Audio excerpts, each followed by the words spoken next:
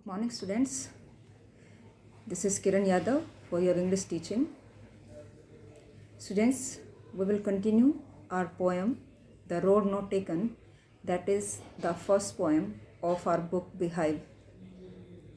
Student, this poem is written by Robert Lee Frost, a prominent American poet born in San Francisco, but he spent most of his adult life in rural New England. His works frequently themes from the early 1900s rural life in England and USA. Quite naturally, therefore, his poetry is identified with this reason. Frost employed traditional patterns, or as he said, he chose the old-fashioned way to be new. He is best known for his shooter lyrics like Mending Wall, Stopping by Woods on a Snowing Evening, The Onset, Provide, Dust of Snow, Fire and Ice, and The Road Not Taken itself. He admired the qualities of honesty, simplicity, love, and hard work. At the center of the most of his poems lies contrast between fact and fancy, reality and imagination, pleasure and purpose, nature and civilizations, country and city. Robert Frost examines complex social and philosophical themes with a positive humanitarian approach that is represented by Frost in this poem, The Road Not Taken. The Road Not Taken is a well-known poem about making choices, or we can say decision making, and the choices that shape us, the choices that transform our life. Robert Frost writes in this poem, "Two roads diverge in a yellow wood, and sorry I could not travel both. And be one traveler, long I stood, and looked down one as far as I could, to where it bent in the undergrowth." In the first stanza, Robert Frost says that in a forest, in a jungle, there were two roads. Both roads go in different directions. As the poet used the term yellow, it seems that the leaves had turned lifeless, and yellow depicting autumn season. And sorry, I could not travel both. Poet feels sorry because he alone cannot travel on both roads. In this stanza, or in this poem, poet uses symbol, the path or the road is symbol of life, right? And be one traveler, long I stood. The road could symbolize choices in life, and the poet is finding it difficult to make a choice, so he, being a traveler, stood there for a long time determining which way to continue, right? And looked down on one as far as I could. He was thinking. He noticed that one of the road bent in the trees and shrubs and finally disappeared. To where it bent in undergrowth, and looked down one as far as I could. And the poet says, I was looking on the road as good as I see, to where it bent in the undergrowth. Undergrowth means the small plants, bushes and the shrubs on the side of the road. Road के ऊपर मैं वहाँ तक देख सकता था जहाँ तक ये छोटी छोटी झाड़ियाँ, छोटे छोटे प्लांट्स इस रोड के साथ साथ दिख रहे थे. मतलब जितना मैं देख सकता था उतना मैं देख रहा था. And looked down one as far as I could, to where it bent in the undergrowth. he was thinking, he noticed that one of the road bent in the trees and shrubs and finally disappeared. Then took the other just as fair and having perhaps the better claim, because it was grassy and wanted wear, though as for that the passing there had warned them really about the same. Look students, the rhyming scheme: fair, where, there, claim, same. After saying that, one of the roads disappeared into the undergrowth, the trees, shrubs and small plants and bushes, the poet decides to take the other road. As just as fair. As just as fair can have multiple meanings. Perhaps the poet wants to say that the road is beautiful as well, or the poet wants to be fair and chose the correct option. Hence,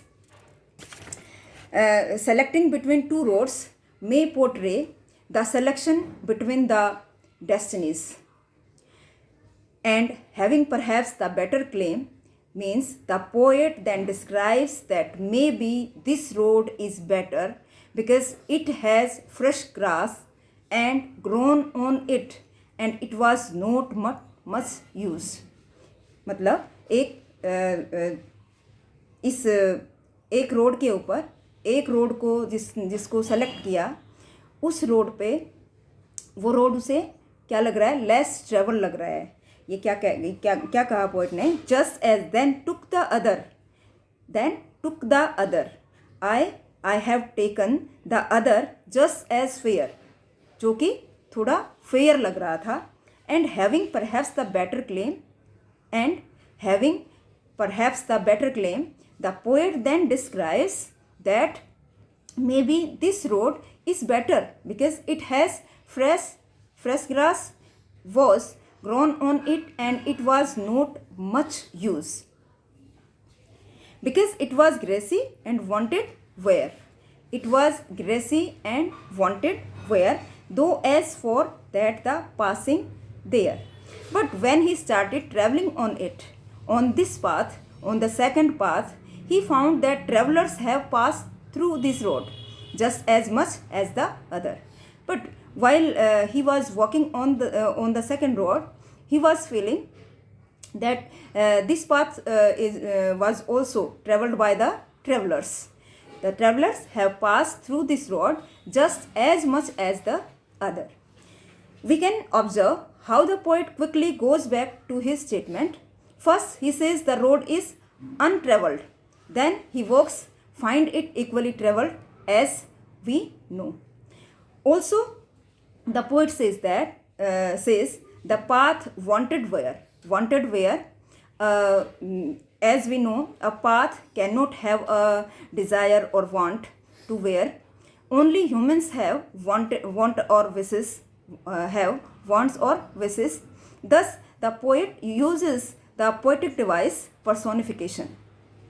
Personification means a thing, an idea or an animal is given a human quality.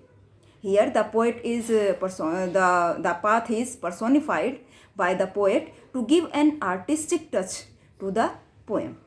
And both that morning equally lay in leaves, no step had trodden black. Oh, I kept the first for another day. Yet, knowing how way leads on to way, I doubted if I should ever come back. And both that morning equally lay. Here the poet says that both the roads were covered with leaves. That morning when he started his journey, both the roads were covered with leaves, and leaves were yellow color. That is why he called the yellow wood. And perhaps that morning he was the first to travel on that road, as the leaves fallen on the road had not turned black by the steps of travellers. However, it seems that he regrets his decision slightly, wondering if he will ever get to come back and take the other road. Yes, it means the poet is regretting slightly because क्यों? क्योंकि वो शायद दूसरे road पे भी अपनी journey continue करना चाहता था. I shall be telling with a sigh, somewhere ages hence, two roads diverse in a wood, and I took the one less traveled by, and that has made all the differences. I shall be telling this a sigh. I को यहाँ पे repeat किया है. I is repeated here. Somewhere ages hence.